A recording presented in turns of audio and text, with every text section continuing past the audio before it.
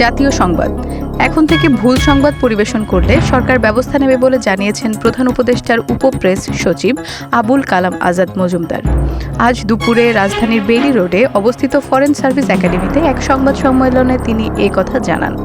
তিনি বলেন, যেসব গণমাধ্যম ভুল সংবাদ প্রচার করেছেন, আমরা আশা করব তারা তাদের ভুলটা সংশোধন করবেন। যেখানে তারা ভুল সংবাদটি ছাপিয়েছেন, ঠিক একই জায়গায় তারা সংশোধনী ছেপে পাঠকদের কাছে দুঃখ প্রকাশ করবেন। ঈদে যাত্রীদের যাতায়াতের সুবিধার জন্য ১৩ দিন সিএনজি ফিলিং স্টেশন ২৪ ঘন্টা খোলা রাখার সিদ্ধান্ত নিয়েছে জ্বালানি ও খনিজ সম্পদ বিভাগ। আজ মন্ত্রণালয় থেকে এই সিদ্ধান্ত জানানো হয়েছে। মন্ত্রণালয়ের এক সংবাদ বিজ্ঞপ্তিতে বলা হয়েছে, ঈদুল আজহা উপলক্ষে সিএনজি ফিলিং স্টেশনগুলো ঈদের দিনসহ এর আগে ৭ দিন এবং পরের ৫ দিন সার্বক্ষণিক খোলা থাকবে। সড়কপথে যাত্রী সাধারণের যাতায়াত নিরাপদ ও নির্বিঘ্ন করার নিমিত্ত সড়ক পরিবহন ও মহাসড়ক বিভাগের সিনিয়র সচিব মহোদয়ের সভাপতিত্বে অনুষ্ঠিত সভায় এই সিদ্ধান্ত নেওয়া হয়। সৌদি আরবের পবিত্র নগরী মক্কায় শুরু হয়েছে হজের আনুষ্ঠানিকতা। আরবি বর্ষপঞ্জিকার শেষ মাস জিলহজের ৮ তারিখে মিনায় অবস্থানের মধ্য দিয়ে শুরু হয় পবিত্র হজ।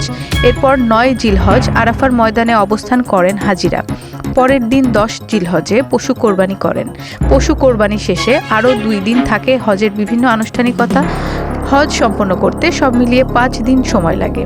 মক্কা ও পবিত্র স্থানসমূহের রাজকীয় কমিশনের হজ ও ওমরা বিভাগের মহাপরিচালক ডক্টর মোহাম্মদ আল কারনি জানান, বিশ্বের বিভিন্ন দেশে হাজিরা ইতোমধ্যেই মক্কায় পৌঁছেছেন এবং অভ্যন্তরীণ হাজিরাও মক্কায় এসে তাওয়াফুল কুদুম সম্পন্ন করে মঙ্গলবার রাতেই মিনার উদ্দেশ্যে রওনা হয়েছেন।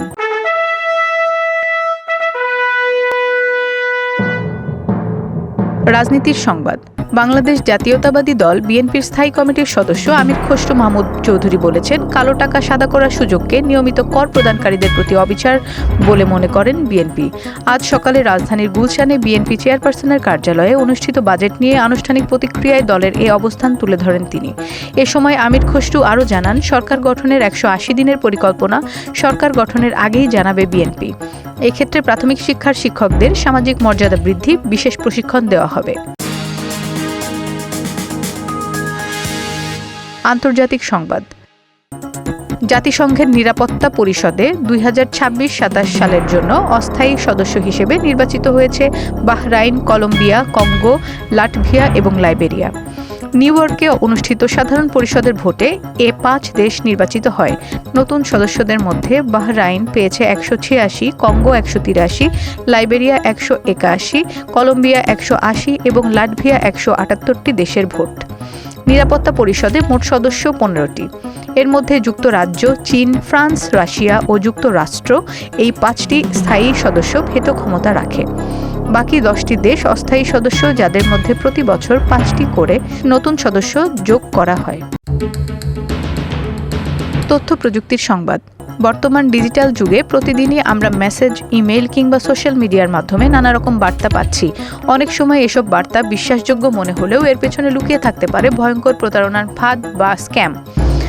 একটুখানি অসচেতনতা আপনাকে ফেলতে পারে বড় ধরনের অর্থনৈতিক ক্ষতির মুখে। হারাতে পারেন আপনার ব্যক্তিগত গুরুত্বপূর্ণ তথ্য। তাই স্ক্যাম মেসেজ চেনা, সচেতন থাকা এবং দ্রুত ব্যবস্থা নেওয়া অত্যন্ত জরুরি।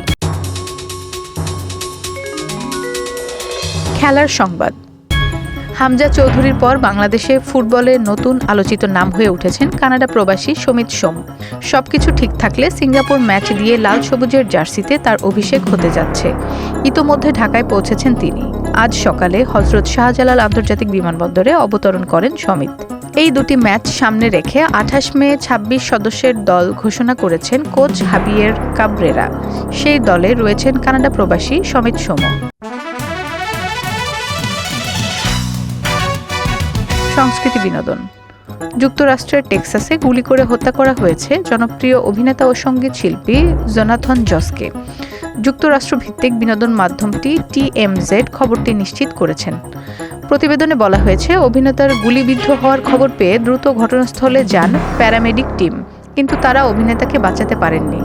১৯৯৪ সালে অভিনয় কেরিয়ার শুরু করা Jonathan Joss ৮ seconds, Texas, True Grit এর মতো একাধিক চলচ্চিত্রে অভিনয় করেছেন। পাশাপাশি সঙ্গীত জগতে তার আলাদা পরিচিতি ছিল। দর্শক, এই ছিল আজকের নিউজ বাংলাদেশ সংবাদ দিনের শেষে আয়োজন। দেশ বিদেশের প্রতিদিনের সর্বশেষ সংবাদ জানতে চোখ রাখুন www.newsbangladesh.com এ। লাইক শেয়ার দিয়ে সঙ্গে থাকুন নিউজ বাংলাদেশের ফেসবুক পেজ ও ইউটিউব চ্যানেলে। ভালো থাকুন, সুস্থ থাকুন। আল্লাহ হাফেজ।